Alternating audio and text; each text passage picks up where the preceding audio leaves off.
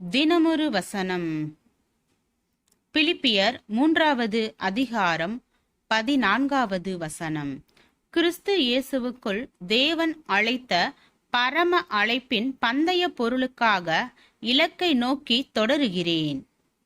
இந்த உலகத்தில் தேவனுக்கு பிரியமாக வாழ வேண்டும் என்ற உயர்ந்த இலக்கினை உடையவன் யோசேப்பு. எனவே போத்திபாரின் மனைவி விஷயத்தில் கொடிய பாவத்தில் விழத்தக்க ஒரு சோதனை ஏற்பட்ட போது அவன் வீரனாக நின்று மேற்கொண்டான். ஆனால் தேவனுடைய தாசனாகிய தாவீதோ பத்சேபாள் விஷயத்தில் சோதனையை மேற்கொள்ளாமல் பாவ குழியில் விழுந்தான். அது ஜீரணிக்க சற்று கடினமான காரியம்தான். ஆயினும் தாவீது யோசேப்பை போன்ற ஒரு இலக்கினை உடையவன் அல்ல என்று கூறிவிட முடியாது.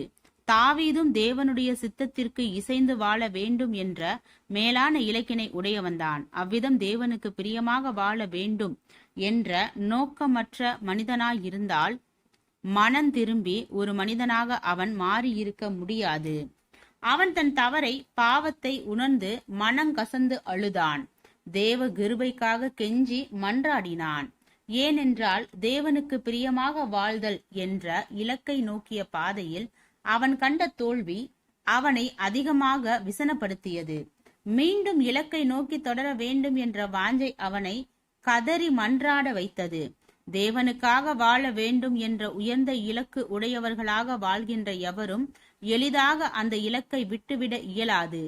தவறி போக நேர்ந்தாலும் எப்படியாவது அந்த இலக்கை நோக்கி மறுபடியும் ஓட வேண்டும் என்ற தாகத்துடனேயே செயல்படுவார்கள்.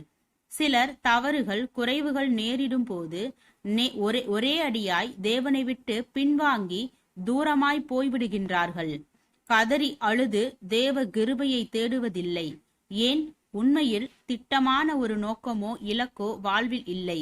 இலக்குகள் மேல் சரியான கரிசனையுடைய பரிசுத்தவான் தவறக்கூடாது. ஆயினும் தவறுதல் நேரிடும் வேலை வரலாம். ஆனால் இலக்கை உடைய பரிசுத்தவான் மீண்டும் எழுந்து விடவே பிரயாசப்படுவான்.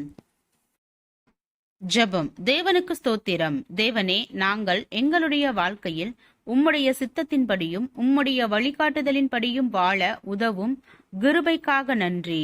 ஆமேன்.